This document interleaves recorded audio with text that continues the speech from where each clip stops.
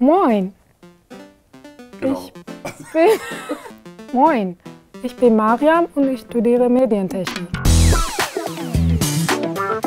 Wir lernen hier nicht nur Medientechnik, sondern natürlich auch anhand gestalterischer Aspekten von Medien lernen wir die Technik. Und ich finde, das ist sehr interessant. Es macht auch wahnsinnig viel Spaß, wenn du alles, was du in Theorie lernst, auch gleich in Praxis ausprobieren kannst. Ich glaube, wenn du viele von uns Studierenden, die hier studieren an diesem Campus, fragst, würden wir sagen, dass es unser Zuhause ist. Wir wollen einfach nicht weg von hier.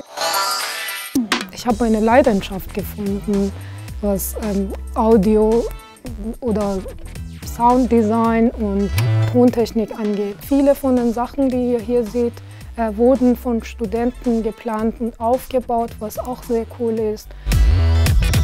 Ich will etwas lernen. Wenn ich fertig bin mit dem Studium, geht es mir nicht um dieses Zertifikat. Ich will in der Praxis auch etwas tun können. Deswegen finde ich es wichtig, dass die Dozenten auch für uns immer da sind. Und weiß ich nicht, die wissen alles. Das ist so cool.